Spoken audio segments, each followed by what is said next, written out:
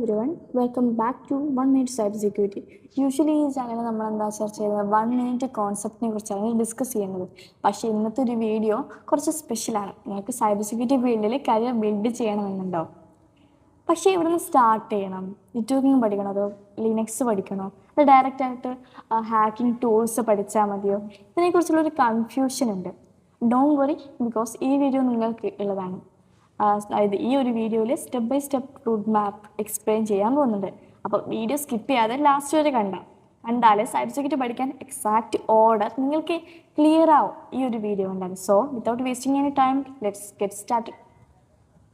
So how to start learning cyber security in 2026? Cyber security എന്ന് പറയുമ്പോൾ പല ആളുടെയും ഒരു ഫസ്റ്റ് തോട്ട് എന്ന് വെച്ചാൽ black hoodie, dark room, green coat, പിന്നെ ഹോളിവുഡ് മൂവി പോലെ. റിയാലിറ്റി അതല്ല. സൈബർ സെക്യൂരിറ്റിയിലും cyber security is one of the most fastest growing I T field in the world. അപ്പോൾ ഈ ഒരു സൈബർ ത്രെഡ്സ് കൂടി വരുന്ന ഒരു സാഹചര്യത്തിൽ സൈബർ സെക്യൂരിറ്റി ഇത്രയും ഇമ്പോർട്ടൻ്റ് ആയിട്ടുള്ള ഒരു കോഴ്സ് തന്നെയാണ്, ട്രെൻഡിങ് കോഴ്സായി പൊയ്ക്കൊണ്ടിരിക്കുകയാണ്. അപ്പോൾ ethical hackers, SOC analyst, cloud security engineers, penetration testers, ഇതൊക്കെ കമ്പനീസ് ഹയർ ചെയ്യുന്ന ചില റോൾസാണ്. പക്ഷെ ഒരു പ്രോബ്ലം ഉണ്ട്. ഇൻ്റർനെറ്റിൽ ഒരുപാട് റൂട്ട് മാപ്പ് വീഡിയോസ് ഉണ്ട്. അപ്പോൾ ചില ചാനൽ പറയും പൈത്തൺ പഠിക്കും, ചില ചാനൽ പറയും ലിനക്സ് പഠിക്കും, ചില ചാനൽ പറയും CH എടുത്താൽ മതി ജോബ് കിട്ടും. അങ്ങനെ ബിഗിനേഴ്സ് കംപ്ലീറ്റ്ലി കൺഫ്യൂസ്ഡ് ആണ്. അതുകൊണ്ടാണ് ഞാനൊരു വീഡിയോ ചെയ്യണമെന്ന് വിചാരിച്ചത്. അപ്പോൾ എൻ്റെ ഒരു എക്സ്പീരിയൻസിൽ നിന്ന് എനിക്ക് പേഴ്സണലി ഞാൻ റെക്കമെൻഡ് ചെയ്യുന്ന ലേണിംഗ് പാത്താണിത്. Okay, ready? Let's move to the next slide. Why cyber security? എന്തുകൊണ്ട് നിങ്ങൾ സൈബർ സെക്യൂരിറ്റി ചൂസ് ചെയ്തു? Why not web development? Why not AI? അപ്പോൾ സൈബർ സെക്യൂരിറ്റി ചൂസ് ചെയ്യാൻ എന്താണ് റീസൺ? ഇമാജിൻ ചെയ്യും, ഒരു മോർണിംഗ് നിങ്ങൾ എഴുന്നേൽക്കുന്ന സമയത്ത് ഇൻസ്റ്റാഗ്രാം അക്കൗണ്ട് ലോഗിൻ ആവുന്നില്ല, നിങ്ങളുടെ ബാങ്ക് അക്കൗണ്ടിൽ നിന്നും ഇങ്ങനെ റിപ്പീറ്റായിട്ട് മെസ്സേജ് വന്നുകൊണ്ടിരിക്കുക, ലാപ്ടോപ്പിലെ ഫയൽസ് ആണെങ്കിൽ ഓപ്പൺ ആവുന്നില്ല. സ്കേരി അല്ലേ? Everyday thousands of cyber attacks നടക്കുന്നുണ്ട്. അപ്പോൾ banks, hospitals, schools, government organisations, ഇവൻ സ്മോൾ ബിസിനസ് എല്ലായിടത്തും ആ ഒരു അറ്റാക്ക് ഫേസ് ചെയ്യുന്നുണ്ട്. അതുകൊണ്ട് തന്നെ കമ്പനീസ് ഇപ്പോൾ സോഫ്റ്റ്വെയർ ഡെവലപ്പേഴ്സിനെ മാത്രമല്ല സെക്യൂരിറ്റി പ്രൊഫഷണൽസിനെയും ഹയർ ചെയ്യുന്നുണ്ട്. അപ്പോൾ സിമ്പിളായിട്ട് പറഞ്ഞാൽ cyber security professionals are the peoples who protect digital cyber security from attackers. അറ്റാക്കേഴ്സിൽ നിന്നും നമ്മളുടെ ഡിജിറ്റൽ സിസ്റ്റത്തിനെ സേവ് ചെയ്യുന്ന അല്ലെങ്കിൽ പ്രൊട്ടക്റ്റ് ചെയ്യുന്നതിനാണ് നമ്മൾ സൈബർ സെക്യൂരിറ്റി പ്രൊഫഷണൽസ്. അപ്പോൾ സൈബർ സെക്യൂരിറ്റി സിമ്പിളായി പറഞ്ഞാൽ cyber security is the practice of protecting computers, networks, applications and data from cyber attacks. Cyber അറ്റാക്കിൽ നിന്ന് നമ്മുടെ നെറ്റ്വർക്ക്സിനെയും ആപ്ലിക്കേഷനെയും ഡാറ്റേനെയൊക്കെ പ്രൊട്ടക്ട് ചെയ്യുന്ന, സിസ്റ്റത്തിനെയൊക്കെ പ്രൊട്ടക്ട് ചെയ്യുന്ന ആ ഒരു പ്രാക്ടീസിനെയാണ് നമ്മൾ സൈബർ സെക്യൂരിറ്റി എന്ന് പറയുന്നത്. ഓക്കെ, നമ്മളുടെ വീടിനെ പ്രൊട്ടക്ട് ചെയ്യുന്ന പോലെ, വീട്ടിൽ ഗേറ്റ് വെക്കുന്ന പോലെയാണ് നമ്മളുടെ ഡിജിറ്റൽ വീടിനെ സെക്യൂർ ചെയ്യാൻ വേണ്ടിയിട്ടുള്ളതാണ് firewall, password encryption, multi factor authentication. ഇതൊക്കെ ഒരു സെക്യൂരിറ്റി ഒരു ഗേറ്റ് പോലെ പ്രവർത്തിക്കുന്നുണ്ട്. അപ്പോൾ സൈബർ സെക്യൂരിറ്റി എന്ന് പറയുന്നത് നമ്മൾ ഹാക്കേഴ്സിനെ ഫൈറ്റ് ചെയ്യുന്നത് മാത്രമാണോ? അല്ല, നമ്മളുടെ പീപ്പിളുടെ ഡാറ്റ, മണി, പ്രൈവസി, ബിസിനസ്സിനെയൊക്കെ പ്രൊട്ടക്ട് ചെയ്യുന്നതാണ് സൈബർ സെക്യൂരിറ്റി എന്ന് പറയുന്നത്. ആൻഡ് ട്രസ്റ്റ് മീ, ഫ്യൂച്ചറിലെ ഡിമാൻഡ് കുറയാത്തൊരു ഫീൽഡ് അത് സൈബർ സെക്യൂരിറ്റി തന്നെയായിരിക്കും. ഓക്കെ, സൈബർ സെക്യൂരിറ്റി ഇത്ര വലിയ ഫീൽഡാണെങ്കിൽ അതിൻ്റെ ഉള്ളിൽ എന്തൊക്കെ ജോബ്സ് ഉണ്ടാവും? നെക്സ്റ്റ് നമുക്ക് ഡൊമൈൻസ്, സൈബർ സെക്യൂരിറ്റി ഡൊമൈൻസ് പോയാലോ? ഓക്കെ, ഈ സൈബർ സെക്യൂരിറ്റി എന്ന് വെച്ചാൽ അതൊരു ഹ്യൂജ് വേൾഡാണ്. അതിലൊരു സ്മോൾ പാർട്ടാണ് എത്തിക്കൽ ഹാക്കിങ്. സൈബർ സെക്യൂരിറ്റി എന്നുള്ള ഒരു ഹ്യൂജ് വേൾഡിലെ ഒരു സ്മോൾ പാർട്ടാണ് എത്തിക്കൽ ഹാക്കിങ്. അപ്പോൾ അതിൻ്റെ ഓരോ ഡൊമൈൻസ് നമുക്ക് പരിചയപ്പെടാം. First one network security. അപ്പോൾ നെറ്റ്വർക്ക് സെക്യൂരിറ്റി എന്താ? ഹാക്കേഴ്സ് നെറ്റ്വർക്ക് എൻ്റർ ചെയ്യാതിരിക്കാൻ വേണ്ടി പ്രൊട്ടക്റ്റ് ചെയ്യാൻ, അതിനാണ് നമ്മൾ നെറ്റ്വർക്ക് സെക്യൂരിറ്റി എന്ന് പറയുന്നത്. നെക്സ്റ്റ് വെബ് സെക്യൂരിറ്റി എന്ന് വെച്ചാൽ വെബ്സൈറ്റിൽ സെക്യൂർ ചെയ്യുന്നതിനാണ് നമ്മൾ വെബ് സെക്യൂരിറ്റി എന്ന് പറയുന്നത്. അതിൽ SQL ഇഞ്ചക്ഷൻ ഉണ്ട്, ക്രോസ് സൈറ്റ് സ്ക്രിപ്റ്റിംഗ് ഉണ്ട്, ഒതന്റിക്കേഷൻ പ്രോബ്ലംസ് ഉണ്ട്. ഇതിൽ നിന്നൊക്കെ നമ്മൾ പ്രൊട്ടക്റ്റ് ചെയ്യാൻ വേണ്ടിയിട്ട്.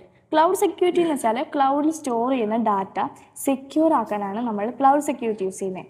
മൊബൈൽ സെക്യൂരിറ്റി എന്ന് പറയുന്നത് നമ്മൾ Android apps, iPhone apps, mobile malwares എന്നൊക്കെ പ്രൊട്ടക്റ്റ് ചെയ്യുന്നതിനാണ്, അതിനെയൊക്കെ പ്രൊട്ടക്റ്റ് ചെയ്യുന്നതാണ് നമ്മൾ മൊബൈൽ സെക്യൂരിറ്റി എന്ന് പറയുന്നത്. അപ്പോൾ എത്തിക്കൽ ഹാക്കിംഗ് എന്തായിരിക്കും?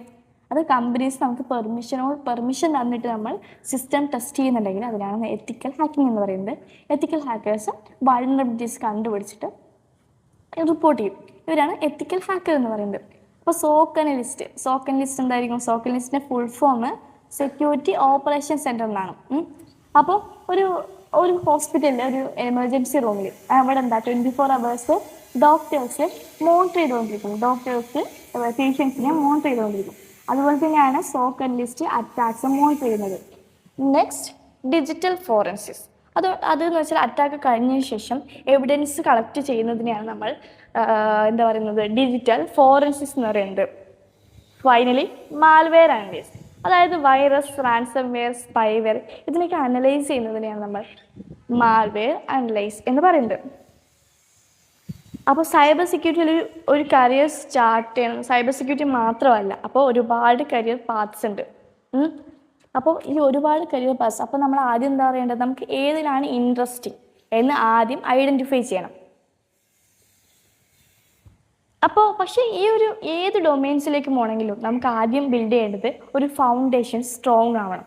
അപ്പോൾ നെക്സ്റ്റ് എന്താ, നെക്സ്റ്റ് സ്ലൈഡിൽ നമ്മുടെ ഈ ഒരു വീഡിയോൻ്റെ ഹേർട്ട് എവിടെയുള്ളത് ഈ സ്ലൈഡിലാന്ന് പറയാം. അപ്പോൾ ബിഗിനേഴ്സിന് ചെയ്യുന്ന ഒരു മിസ്റ്റേക്കാണ് ടാലി ഇൻസ്റ്റാൾ ചെയ്യും, വെബ് സ്യൂട്ട് ഇൻസ്റ്റാൾ ചെയ്യും, ഹൈഡ്രൊക്കെ യൂസ് ചെയ്യും, പക്ഷേ ബേസിക്സ് അറിയില്ല, അതെങ്ങനെയാണ് വർക്ക് ചെയ്യുന്നതെന്ന് അറിയില്ല. അപ്പോൾ ഈ കാർ ഉണ്ടായിട്ട് ഡ്രൈവിംഗ് അറിയാതിരിക്കുന്നത് അതുപോലെ തന്നെയാണ് ഇത്. അപ്പോൾ സൈബർ സെക്യൂരിറ്റിയിൽ നമ്മൾ ആദ്യം ഉണ്ടാവേണ്ട ഒരു കാര്യം എന്ന് വെച്ചാൽ കമ്പ്യൂട്ടർ ബേസിക്സ് ആണ്. അതായത് ഓപ്പറേറ്റിംഗ് സിസ്റ്റം എന്താ, ഫയൽ എങ്ങനെയാണ് വർക്ക് ആവുന്നത്, റാം എന്താ, CPU എന്താ, അങ്ങനെ ബേസിക് കോൺസെപ്റ്റ്സ് ക്ലിയർ ചെയ്യണം. ആദ്യം ഒരു ബേസിക് കോൺസെപ്റ്റ്സ് ഉണ്ടാവണം. അതിനുശേഷമാണ് നമ്മൾ നെറ്റ്വർക്കിങ്ങിലേക്ക് പോകുന്നത്. വിത്തൗട്ട് നെറ്റ്വർക്കിംഗ് സൈബർ സെക്യൂരിറ്റി പഠിക്കാൻ പറ്റില്ല. ഓക്കെ, അപ്പോൾ നമ്മൾ നെറ്റ്വർക്കിങ്ങിൽ എന്തൊക്കെയാണ്, നമ്മൾ എങ്ങനെയാണ് ഡാറ്റ കമ്മ്യൂണിക്കേറ്റ് ചെയ്യുന്നത്, ഏത് ത്രൂ ആണ് ഡാറ്റ പാസ് ചെയ്യുന്നത്, അങ്ങനെ നെറ്റ്വർക്ക്സ് പക്ക ആയതിനു ശേഷം നെക്സ്റ്റ് നമ്മൾ ലിനക്സിലേക്ക് പോകണം. എല്ലാ എത്തിക്കൽ ഹാക്കേഴ്സിനും യൂസ് ചെയ്യുന്നതാണ് ലിനക്സ്. അപ്പോൾ ലിനക്സ് കംഫർട്ടബിൾ ആവുന്നത് ഇമ്പോർട്ടൻ്റ് ആയിട്ടുള്ള കാര്യമാണ്. അപ്പോൾ ലിനക്സിൽ എന്തൊക്കെയാണ് ഫയൽ സിസ്റ്റംസ്, ഏതൊക്കെ കമാൻഡ്സ് ആണ് യൂസ് ചെയ്യുന്നത്, പിന്നെ ടെർമിനൽസ് എന്താ, അങ്ങനെ ലിനക്സ് പക്ക ആയതിനു ശേഷം next programming like Python, bash, ഇതിൻ്റെയൊക്കെ ഒരു ബേസിക്സ് ഐഡിയ, ഒരു ഓട്ടോമേഷൻ ടൂളൊക്കെ നമ്മൾ ക്രിയേറ്റ് ചെയ്യുന്ന സമയത്ത് ഒരു ബേസിക് ആയിട്ടുള്ള ഒരു നോളജ് അത് പഠിച്ചതിന് ശേഷം നെക്സ്റ്റ് വെബ് ടെക്നോളജീസിലേക്ക് പോവാം. അതായത് നമ്മൾ HTML, JavaScript, HTTP എന്താ, കുക്കീസ് എന്താ, സെഷൻ എന്താ, അങ്ങനെ സൈബർ സെക്യൂരിറ്റി ഫണ്ടമെൻ്റൽസിനെ കുറിച്ചുള്ള ഒരു ഐഡിയ വരണം. അതിനുശേഷമാണ് നമ്മൾ എത്തിക്കൽ ഹാക്കിങ്ങിലേക്ക് പോകുന്നത്. അപ്പോൾ എത്തിക്കൽ ഹാക്കിങ്ങിൽ നമ്മൾ യൂസ് ചെയ്യുന്ന ടൂൾസ്, അതിൻ്റെ വർക്കിങ്സ്, പിന്നെ എന്തൊക്കെയാണ് എക്സ്പ്ലോയിറ്റേഷൻസ്, അങ്ങനെ എത്തിക്കൽ ഹാക്കിങ് കഴിഞ്ഞതിന് ശേഷം നമുക്ക് കുറേ ലാബ്സ് പ്രൊവൈഡ് ചെയ്യുന്നുണ്ട്. ആ ലാബ്സൊക്കെ ചെയ്തിട്ട് നമ്മൾ ഡെയിലി പ്രാക്ടീസ് ചെയ്യാം, പഠിച്ച കാര്യങ്ങളൊക്കെ പ്രാക്ടീസ് ചെയ്യാം. അപ്പോൾ നോളജ് ഉണ്ടായിട്ട് മാത്രം പോരാ, പ്രാക്ടീസ് ചെയ്യണം, അതാണ് ഇമ്പോർട്ടൻ്റ് ആയിട്ടുള്ള ഒരു കാര്യം.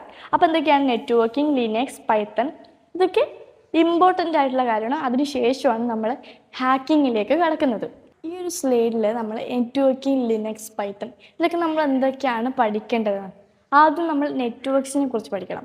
അതിലെന്തൊക്കെയാണുള്ളത്, IP അഡ്രസ് എന്തിനാണ് യൂസ് ചെയ്യുന്നത്, DNS എന്തിനാണ് യൂസ് ചെയ്യുന്നത്, പോർട്സ് എന്താ, HTTPS നമ്മുടെ ഡിഫറൻസ് എന്തായിരിക്കും TCP/IP, ഇതൊക്കെ എക്സ്പ്ലെയിൻ ചെയ്തിട്ടുണ്ട്. അതുമാത്രമല്ല നെറ്റ്വർക്ക്സിനെ കുറിച്ചുള്ള ബേസിക് ആയിട്ടുള്ള എല്ലാ കാര്യങ്ങളും നമ്മൾ പഠിച്ചിറക്കണം. നെക്സ്റ്റ് എന്ന് വെച്ചാൽ നമ്മൾ ലിനക്സിനെ കുറിച്ച് പറയണം. ലിനക്സിൽ നമ്മൾ യൂസ് ചെയ്യുന്നത് ലിനക്സ് ആയിരിക്കും. അപ്പോൾ ലിനക്സ് വിൻഡോസ് പോലെ നമുക്ക് കംഫർട്ടബിൾ ആണ്. അപ്പോൾ ലിനക്സിൽ ടെർമിനൽ എന്തിനാണ് യൂസ് ചെയ്യുന്നത്, നമ്മൾ കമ്പ്യൂട്ടറുമായിട്ട് ഡയറക്റ്റായിട്ട് കമ്മ്യൂണിക്കേറ്റ് ചെയ്യാൻ വേണ്ടി, നമ്മൾ കമാൻഡ്സ് ത്രൂ കമ്മ്യൂണിക്കേറ്റ് ചെയ്യാൻ വേണ്ടിയാണ് നമ്മൾ ടെർമിനൽ യൂസ് ചെയ്യുന്നത്. പിന്നെ ഫയൽ പെർമിഷൻസ് എന്താ, പിന്നെ നെറ്റ്വർക്കിംഗ് കമാൻഡ്സ് എന്തൊക്കെയാണ്, പിന്നെ ലിനക്സ് കമാൻഡ്സ് എന്തൊക്കെയാണ്, അങ്ങനെ കുറച്ച് കമാൻഡ്സും കാര്യങ്ങളും ലിനക്സിൽ ചില കാര്യങ്ങളൊക്കെ നമുക്ക് പഠിക്കാനുണ്ട്. പിന്നെ പൈത്തൺ വെച്ച് നോക്കുകയാണെങ്കിൽ പൈത്തൺ ആണെങ്കിൽ പൈത്തണോ ബാഷോ എന്തോ ആവാം. വേരിയബിൾസ് എന്താ, ലൂപ്സ് എന്താ, ഫങ്ഷൻസ് എന്താ, പിന്നെ ഓട്ടോമേഷൻ സ്ക്രിപ്റ്റ് എങ്ങനെയാണ് ഉണ്ടാക്കുന്നത്, അങ്ങനെ ആ ഒരു ലാംഗ്വേജിനെ കുറിച്ചുള്ള ബേസിക് ആയിട്ടുള്ള എല്ലാ കാര്യങ്ങളും നമ്മൾ അറിഞ്ഞിരിക്കണം. ഓക്കെ, നമുക്ക് നെക്സ്റ്റ് കുക്കീസ് എന്താ, സെഷൻസ് എന്താണെന്ന് മനസ്സിലാക്കാം. അതായത് കുക്കീസ് എന്ന് വെച്ചാൽ കുക്കീസിൽ നമ്മളുടെ ബ്രൗസറിലെ സ്മോൾ ഇൻഫോർമേഷൻസ് ഒക്കെ സ്റ്റോർ ചെയ്തിട്ടുണ്ടാവും. അപ്പോൾ കുക്കീസിനും സെഷനും എന്തൊക്കെയാണെന്ന് മനസ്സിലാക്കണം. പിന്നെയുള്ളത് ഒതൻറ്റിക്കേഷൻ. ഒതൻറ്റിക്കേഷൻ എന്ന് വെച്ചാൽ എന്താ? Are you really who you say you are? User നെയിമും പാസ്വേഡ് എൻ്റർ ചെയ്തതിന് ശേഷം വെബ്സൈറ്റിൽ വെരിഫൈ ചെയ്യുന്നതിനെയാണ് നമ്മൾ ഒതൻറ്റിക്കേഷൻ എന്ന് പറയുന്നത്. യൂസർ നെയിമും പാസ്വേഡ് എൻ്റർ ചെയ്യുമ്പോൾ നമ്മൾ വെബ്സൈറ്റ് വെരിഫൈ ചെയ്യുന്നത്. ഇവിടെ ഇത് യൂസറാണോ, ഇവിടുത്തെ യൂസറാണോ അല്ലയോ ഇത് വെരിഫൈ ചെയ്യുന്നതിനെയാണ് നമ്മൾ ഒതൻറ്റിക്കേഷൻ എന്ന് പറയുന്നത്. അപ്പോൾ സൈബർ സെക്യൂരിറ്റിയിൽ നമ്മൾ എന്തൊക്കെ പഠിച്ചു? നമ്മളുടെ ഒരു വെബ് സെക്യൂരിറ്റി പഠിച്ചു. അതിന് ശേഷമാണ് OWASP ടോപ്പ് 10. അപ്പോൾ OWASP ടോപ്പ് 10 എന്ന് വെച്ചാൽ മോസ്റ്റ് കോമൺ വെബ് സെക്യൂരിറ്റി വൾനറബിലിറ്റീസിനെ ലിസ്റ്റ് ചെയ്യുന്നതിനെയാണ് നമ്മൾ OWASP ടോപ്പ് 10 എന്ന് പറയുന്നത്. ഓരോ 4 വർഷം കൂടുമ്പോഴും നമ്മൾ ടോപ്പ് 10 വൾനറബിലിറ്റീസ് റിലീസ് ചെയ്യും. അതിൽ എക്സാമ്പിളായിട്ട് പറയുകയാണെങ്കിൽ SQL ഇഞ്ചക്ഷൻ ഉണ്ട്. അത് SQL ഇഞ്ചക്ഷൻ എന്ന് വെച്ചാൽ നമ്മളുടെ പാരാമീറ്ററുള്ള URL SQL ക്വറീസ് കൊടുത്തിട്ട് ഇഞ്ചെക്ട് ചെയ്തിട്ട് ഡാറ്റാബേസിനെ മാനിപ്പുലേറ്റ് ചെയ്തിട്ട് ഡാറ്റാസ് കളക്ട് ചെയ്യുന്നതാണ് നമ്മൾ SQL ഇഞ്ചക്ഷൻ എന്ന് പറയുന്നത്. ക്രോസ് സൈറ്റ് സ്ക്രിപ്റ്റിംഗ് ആണെങ്കിലോ ഒരു മലീഷ്യസ് ആയിട്ടുള്ള ഒരു ജാവ സ്ക്രിപ്റ്റ് അറ്റാക്കർ ഇഞ്ചെക്ട് ചെയ്തിട്ട് വിക്ടിമിൻ്റെ വെബ്സൈറ്റിൽ ഓപ്പൺ ചെയ്യിക്കുന്നുണ്ട്. ആ ഒരു സ്ക്രിപ്റ്റ് എക്സിക്യൂട്ട് അതിനെയാണ് നമ്മൾ ക്രോസ് സൈറ്റ് സ്ക്രിപ്റ്റിംഗ് എന്ന് പറയുന്നത്. പിന്നെ CSRF ആണെങ്കിലോ നമ്മളുടെ സെർവറിനെ മാനിപ്പുലേറ്റ് ചെയ്തുകൊണ്ട് നമ്മൾ റിക്വസ്റ്റ് സെൻഡ് ചെയ്യണം. അതായത് ഏതെങ്കിലും ഏതെങ്കിലും പാസ്വേഡ് ചേഞ്ച് ചെയ്യുന്ന അല്ലെങ്കിൽ റീസെറ്റ് ചെയ്യുന്ന ഏതെങ്കിലും ഫങ്ഷൻ നമ്മൾ വിക്ടിമിന് അയച്ചു കൊടുക്കും. വിക്ടിം അത് ക്ലിക്ക് ചെയ്യും. ഒരു HTML ഫയലായിട്ട് വിക്ടിമിന് അയച്ചു കൊടുക്കും. ആ വിക്ടിം അത് ക്ലിക്ക് ചെയ്യുന്ന സമയത്ത് ആ ഒരു സെർവറിൻ്റെ ഭാഗത്തേക്ക് ആ ഒരു റിക്വസ്റ്റ് പോവാണ്. സെർവർ അത് വിക്ടിമിൻ്റെ സൈഡിൽ നിന്നുള്ള റിക്വസ്റ്റ് ആണെന്ന് വിചാരിച്ചിട്ട് അത് ആക്സെപ്റ്റ് ചെയ്യും. ഓക്കെ, അപ്പോൾ സെർവറിനെ ഈ മാനിപ്പുലേറ്റ് ചെയ്തിട്ട് നമ്മൾ ഒരു ആക്സസ് ഗെയിൻ ചെയ്തിട്ടുണ്ട്. ഇതിനാണ് നമ്മൾ CSRF എന്ന് പറയുന്നത്. പിന്നെ ബ്രോക്കൺ ഒതൻറ്റിക്കേഷൻ എന്ന് വെച്ചാൽ കറക്റ്റായിട്ട് യൂസറിനെ വെരിഫൈ ചെയ്യാത്തത് മൂലം വരുന്ന ആ ഒരു ഇതാണ്. അതായത് വീക്കായിട്ടുള്ള പാസ്വേഡാണ് യൂസ് ചെയ്തിട്ടില്ലെങ്കിൽ, അല്ലെങ്കിൽ പുവർ ലോഗിൻ സിസ്റ്റമാണ് യൂസ് ചെയ്തിട്ടില്ലെങ്കിൽ, സെഷൻ ഇഷ്യൂസൊക്കെ ഉണ്ടെങ്കിൽ നമുക്ക് അറ്റാക്കേഴ്സിനെ ഈസി ആയിട്ട് എക്സ്പ്ലോയിറ്റ് ചെയ്യാൻ പറ്റും. അതിനാണ് നമ്മൾ ബ്രോക്കൺ ഒതൻറ്റിക്കേഷൻ എന്ന് പറയുന്നത്. പിന്നെ ഫയൽ അപ്ലോഡിങ് വൾനറബിലിറ്റി എന്ന് വെച്ചാൽ ഒരു സിസ്റ്റത്തിൽ ഒരു വെബ്സൈറ്റിൽ ഫയൽ അപ്ലോഡ് ചെയ്യാനുള്ള ഫങ്ഷനാലിറ്റീസ് ഉണ്ടെങ്കിൽ നമ്മൾ മലീഷ്യസ് ആയിട്ടുള്ള ഒരു ഫയൽ അപ്ലോഡ് ചെയ്തിട്ട് നമ്മൾ അറ്റാക്ക് ചെയ്യുന്നത്. ഇതിനാണ് നമ്മൾ ഫയൽ അപ്ലോഡിങ് വൾനറബിലിറ്റി എന്ന് പറയുന്നത്. ഇതൊന്നും ഇപ്പം മനസ്സിലാകില്ല, അതെനിക്കറിയാം. ഫ്യൂച്ചറിൽ നമുക്ക് എല്ലാം ഒരു ഫൗണ്ടേഷൻ ക്ലിയർ ആകുമ്പോൾ നമുക്കിതൊക്കെ മനസ്സിലാക്കും. ഓക്കെ, നെക്സ്റ്റ് എന്ന് പറയുന്നത് പ്രാക്ടീസ് പ്ലാറ്റ്ഫോംസാണ്. നമ്മൾ ഇത്രയും കാര്യങ്ങളൊക്കെ പഠിച്ചതിന് ശേഷം നമ്മൾ എന്താ ചെയ്യേണ്ടത്? നമ്മൾ പ്രാക്ടീസ് ചെയ്യണം. അപ്പോൾ നമ്മളുടെ യൂട്യൂബ് കൊണ്ട് മാത്രം പഠിക്കാൻ പറ്റുമോ? ഇല്ല, നമുക്കെന്താ പ്രാക്ടീസ് ചെയ്യണം. അപ്പോൾ നീന്തൽ പഠിച്ചു, പക്ഷെ വെള്ളത്തിലിറങ്ങിയാലല്ലേ നീന്താൻ പറ്റൂ. അത് തന്നെയാണ് ഇവിടെയും സംഭവിക്കുന്നത്. അപ്പോൾ സൈബർ സെക്യൂരിറ്റിയിൽ നമ്മൾ പ്രാക്ടീസ് ചെയ്യാൻ, നമ്മൾ വീഡിയോസ് കണ്ടാൽ മാത്രം പോരാ, പ്രാക്ടീസ് അത് ഒത്തിരി ഒരു വലിയ ഇമ്പോർട്ടൻ്റ് ആയിട്ടുള്ള ഒരു കാര്യമാണ്. അതുകൊണ്ട് നമുക്ക് ബെസ്റ്റ് പ്ലാറ്റ്ഫോംസ് ഇവിടെ ട്രൈ ഹാക്ക് മീ ഉണ്ട്, ഹാക്ക് ദ ബോക്സ് ഉണ്ട്, പിന്നെ പോഡ്സ്യൂർ ഉണ്ട്, പിന്നെ CTF ചെയ്ത് പഠിക്കാൻ വേണ്ടി CTF പ്ലാറ്റ്ഫോംസ് ഉണ്ട്. അങ്ങനെ പല പ്ലാറ്റ്ഫോംസും നമുക്ക് ഇവിടെ നമ്മൾ മുന്നിൽ തുറന്നു നിന്നിട്ടുണ്ട്. അപ്പോൾ നമുക്ക് ഇത്രയും കാര്യങ്ങൾ ഓക്കെ ആയതിനു ശേഷം നമുക്ക് പ്രാക്ടീസ് ചെയ്ത് പഠിക്കാൻ ഒത്തിരി പ്ലാറ്റ്ഫോംസ് ഉണ്ട്. ഇതൊക്കെ നോട്ട് ചെയ്ത് വെച്ചാൽ try hack me, hack the box, PortSwigger. ഈ പോഡ്സ്യൂറിലൊക്കെ ആണെങ്കിൽ നമുക്ക് കുറേ ഇഞ്ചക്ഷൻസൊക്കെ ഉണ്ട്. പിന്നെ ഹാക്ക് ദ ബോക്സിലാണെങ്കിലും കുറേ റിയൽ വേൾഡ് സിനാരിയോ പ്രാക്ടീസസ് ഒക്കെ ഇതിൽ ഉണ്ട്. പിന്നെ ട്രൈ ഹാക്ക് മീലും ഒത്തിരി ലാബ്സും കാര്യങ്ങളൊക്കെ അവർ പ്രൊവൈഡ് ചെയ്യുന്നുണ്ട്. അപ്പോൾ അത് നമുക്ക് സൊല്യൂഷനൊക്കെ ഉണ്ടായതുകൊണ്ട് നമുക്ക് ഈസി ആയിട്ട് ഇത് മനസ്സിലാക്കി പഠിച്ചു പോകാം. ബെറ്റർ ആയിട്ടുള്ളൊരു പ്ലാറ്റ്ഫോംസാണ് ഇതൊക്കെ. പിന്നെ നമ്മൾ യൂസ് ചെയ്യുന്ന ടൂൾസ് എന്തൊക്കെയാണെന്ന്, അപ്പോൾ നമ്മൾ എന്തൊക്കെയാണ് യൂസ് ചെയ്യുന്നുണ്ട്? Nmap യൂസ് ചെയ്യുന്നുണ്ട്. Nmap എന്തിനാണ് യൂസ് ചെയ്യുന്നത്? നെറ്റ്വർക്ക് സ്കാൻ ചെയ്യാൻ വേണ്ടിയിട്ടുള്ള ഒരു ടൂളാണ് നെറ്റ്വർക്ക് മാപ്പർ. ഇതാണ് നമ്മൾ Nmap എന്ന് പറയുന്നത്. അപ്പോൾ അതിൽ ഓപ്പൺ പോർട്ട്സൊക്കെ ഐഡൻറ്റിഫൈ ചെയ്യാനൊക്കെ പറ്റും. പിന്നെ ഉള്ളത് വെബ്സ്യൂട്ട്. വെബ് ആപ്ലിക്കേഷൻ ടെസ്റ്റ് ചെയ്യാൻ വേണ്ടിയിട്ടാണ് വെബ്സ്യൂട്ട് യൂസ് ചെയ്യുന്നത്. പിന്നെ നമ്മളെ റിക്വസ്റ്റൊക്കെ ഇൻ്റർസെപ്റ്റ് ചെയ്യാൻ പറ്റും, മോഡിഫൈ ചെയ്യാൻ പറ്റും, അനലൈസ് ചെയ്യാൻ പറ്റും. പിന്നെ ഉള്ളത് വാഷാക്ക് എന്താണ് യൂസ് ചെയ്യുന്നത്? നെറ്റ്വർക്ക് പാക്കറ്റ്സ് മോണിറ്റർ ചെയ്യാൻ വേണ്ടിയിട്ട്, ക്യാപ്ചർ ചെയ്യാൻ വേണ്ടിയിട്ടൊക്കെയാണ് നമ്മൾ വാഷാക്ക് യൂസ് ചെയ്യുന്നത്. അപ്പോൾ ഇൻ്റർനെറ്റിൽ ഡാറ്റ എങ്ങനെ ട്രാവൽ ചെയ്യുന്നതെന്നൊക്കെ കാണാൻ ഇതിൽ കാണാൻ പറ്റും. പിന്നെ മെറ്റെക്സ്പ്ലോയിറ്റർ എന്ന് വെച്ചാൽ എക്സ്പ്ലോയിറ്റേഷൻ ടൂളാണ്. മെയിനായിട്ട് എക്സ്പ്ലോയിറ്റ് ചെയ്യാൻ വേണ്ടിയിട്ടാണ് മെറ്റെക്സ്പ്ലോയിറ്റർ യൂസ് ചെയ്യുന്നത്. നോൺ വൾനറബിലിറ്റീസ് ടെസ്റ്റ് ചെയ്യാൻ ഇത് യൂസ് ചെയ്യാൻ പറ്റും. പിന്നെ ഹൈഡ്ര എന്തിനാണ് യൂസ് ചെയ്യുന്നത്? നമ്മളെ പാസ്വേഡ് ബ്രൂട്ട് ഫോഴ്സ് ചെയ്യാൻ വേണ്ടിയിട്ടാണ് നമ്മൾ ഹൈഡ്ര യൂസ് ചെയ്യുന്നത്. അപ്പോൾ ലാബ്സ് കാര്യങ്ങളൊക്കെ വരുമ്പോൾ ഹൈഡ്രയൊക്കെ നമ്മൾ യൂസ് ചെയ്യും. അപ്പോൾ നിങ്ങൾക്ക് മനസ്സിലാവും. പിന്നെയുള്ളത് ഗോബസ്റ്റും പഫും, അതായത് നമ്മളെ ഹിഡൻ ഡയറക്ടറീസും ഫയൽസൊക്കെ ഐഡൻറ്റിഫൈ ചെയ്യാൻ വേണ്ടി കാണാൻ വേണ്ടിയിട്ടാണ് നമ്മൾ ഗോബസ്റ്റും പഫും യൂസ് ചെയ്യുന്നത്. അപ്പോൾ ഇതൊക്കെ നിങ്ങൾ പതിയെ എല്ലാം പഠിച്ചു വരും. പിന്നെ ലാസ്റ്റ് ആൻഡ് ഫൈനൽ നമ്മൾ സർട്ടിഫിക്കറ്റ്സ്, നമ്മൾ പ്രാക്ടീസ് ഒക്കെ കഴിഞ്ഞ് നെക്സ്റ്റ് എന്താ ചെയ്യേണ്ടത്? സർട്ടിഫിക്കറ്റ്സ് ആണ് ചെയ്യാം. അപ്പോൾ നമ്മളുടെ കുറേ സർട്ടിഫിക്കറ്റ്സ്, ഒരു ബിഗിനർ, മീഡിയം ആൻഡ് ഹാർഡ് എന്നൊക്കെ പറഞ്ഞിട്ട് ഓരോ ലെവലായിട്ട് സർട്ടിഫിക്കറ്റ്സ് ഇവിടെ കൊടുത്തിട്ടുണ്ട്. ഇത് ഓരോന്നും നോക്കുക. പിന്നെ നമ്മൾ മെയിനായിട്ട് പിന്നെ ചെയ്യേണ്ടത് നമ്മളെ ഗിറ്റബിൽ നമ്മളിപ്പോൾ കുറേ പ്രോജക്ട്സ് ചെയ്ത് പുഷ് ചെയ്യുക. അപ്പോൾ നമ്മളുടെ CV ഒക്കെ നമ്മളുടെ അട്രാക്റ്റീവ് ആക്കാൻ വേണ്ടി നമുക്ക് കുറേ സർട്ടിഫിക്കറ്റ്സ് ഒക്കെ ഏൺ ചെയ്യുകയാണെങ്കിൽ നമുക്ക് ആ CV അട്രാക്റ്റീവ് ആക്കാൻ പറ്റും. പിന്നെ നമുക്ക് ഇതേപോലെ ഗിറ്റ് ഹബിലൊക്കെ നമ്മുടെ ന്യൂ പ്രൊജക്ട്സ് ഒക്കെ ചെയ്ത് അപ്ഡേറ്റ് ചെയ്തുകൊണ്ടിരിക്കുക. ഓക്കെ, അപ്പോൾ നമ്മൾ ലാബ് സെറ്റ് ചെയ്യണം, പിന്നെ പ്രൊജക്ട്സ് ബിൽഡ് ചെയ്യണം, അങ്ങനെ കുറേ പരിപാടീസ് ഉണ്ട്. ഒരു പ്രാക്ടിക്കൽ സെക്ഷൻസ് കഴിഞ്ഞിട്ട് ഇങ്ങനെ സർട്ടിഫിക്കറ്റ്സും ലാബ്സൊക്കെ ചെയ്തിട്ട് നമ്മളുടെ ഗിറ്റിലും ലിങ്ക്ഡിനിലൊക്കെ അപ്ഡേറ്റ് ചെയ്തുകൊണ്ടിരിക്കുക. ഈ കരിയർ ഓപ്പർച്യൂണിറ്റീസാണ്. അപ്പോൾ ഈ സൈബർ സെക്യൂരിറ്റി പഠിച്ചാൽ എത്തിക്കൽ ഹാക്കർ മാത്രമായിട്ടാണോ പോകാൻ പറ്റുക? ആക്ച്വലി ഒരുപാട് കരിയർ ഓപ്ഷൻസ് ഉണ്ട്. അതായത് നമ്മൾ നേരത്തെ പറഞ്ഞു, സോക്ക് അനലിസ്റ്റ് അറിയാലോ, 24 hours അറ്റാക്കേഴ്സിനെ മോണിറ്റർ ചെയ്തുകൊണ്ടിരിക്കും. പിന്നെ പെനിട്രേഷൻ ടെസ്റ്റേഴ്സ് ആണെങ്കിലോ പെർമിഷനോട് കൂടി സിസ്റ്റത്തിനെ ഹാക്ക് ചെയ്യുന്നവർ. പിന്നെ security engineers security system build ചെയ്യുന്നവരാണ് സെക്യൂരിറ്റി എഞ്ചിനീയേഴ്സ് എന്ന് പറയുന്നത്. പിന്നെ ഇൻസിഡൻറ്റ് റെസ്പോൺസർ, ഒരു അറ്റാക്ക് സംഭവിച്ചാൽ ഇൻവെസ്റ്റിഗേറ്റ് ചെയ്യുന്നവരാണ് ഇൻസിഡൻറ്റ് റെസ്പോണ്ടർ എന്ന് പറയുന്നത്. പിന്നെ ത്രെഡ് ഹണ്ടർ എന്ന് വെച്ചാൽ എന്താ? അറ്റാക്ക് ഡിറ്റക്റ്റ് ചെയ്യുന്നതിന് മുന്നേ ത്രെഡ് സെർച്ച് ചെയ്യുന്നവരെയാണ് നമ്മൾ ത്രെഡ് ഹണ്ടേഴ്സ് എന്ന് പറയുന്നത്. അതുകൂടാതെ സെക്യൂരിറ്റി കൺസൾട്ടൻ്റ് ഉണ്ട്. അതായത് നമ്മുടെ കമ്പനീസിലെ സെക്യൂരിറ്റി ഇമ്പ്രൂവ് ചെയ്യാൻ വേണ്ടി ഹെൽപ്പ് ചെയ്യുന്നവരെയാണ് നമ്മൾ സെക്യൂരിറ്റി കൺസൾട്ടൻ്റ് എന്ന് പറയുന്നത്. ഇനി ലാസ്റ്റ് ആൻഡ് ഫൈനൽ, ഓരോ മന്തും നിങ്ങൾക്ക് 2 months ആക്കാൻ പറ്റും. ഓരോ മന്ത് നമ്മൾ ആദ്യം എന്താ ചെയ്യേണ്ടത്? നമ്മൾ ഫസ്റ്റ് മന്ത് കമ്പ്യൂട്ടറിൻ്റെ ബേസിക്സ്, നെറ്റ്വർക്കിങ്സ് പഠിക്കുക, കമ്പ്യൂട്ടർ ബേസിക്സ് സെറ്റ് ചെയ്യാം. രണ്ടാമത്തെ പ്രാവശ്യം ലിനക്സ് എന്താണെന്ന് പഠിക്കുക. പിന്നെ ഓട്ടോമേഷൻ ടൂള് ക്രിയേറ്റ് ചെയ്യാൻ വേണ്ടി പൈത്തൺ, ബാഷ് ഇതൊക്കെ പഠിക്കാം. മൂന്നാമത്തെ മന്ത് നമ്മൾ വെബ് സെക്യൂരിറ്റിയിലേക്ക് കിടക്കും. 4th month നമ്മൾ OWASP Top 10 അതിനെക്കുറിച്ച് പഠിക്കും. 5th month നമ്മൾ സെക്യൂരിറ്റി ടൂൾസും കാര്യങ്ങളൊക്കെ ട്രൈ ചെയ്യും. 6ാമത്തെ മാസം പ്രാക്ടിക്കൽ ലാബ്സ്. 7ാമത്തെ മാസം നമ്മൾ പ്രൊജക്ട്സും കാര്യങ്ങളും റെസ്യൂമെ ബിൽഡ് ചെയ്യും. പിന്നെ ഇൻറ്റേൺഷിപ്പ്, ജോബ് അപ്ലിക്കേഷൻസ്, അങ്ങനെ ഡെയിലി ഒരു 1 hour പഠിച്ചാൽ പോലും 1 year കഴിഞ്ഞാൽ നിങ്ങൾക്ക് നല്ലൊരു ഫൗണ്ടേഷൻ ബിൽഡ് ചെയ്യാൻ പറ്റും. ഓക്കെ, അപ്പോൾ ഈ വീഡിയോ ഓൾമോസ്റ്റ് എൻഡായി.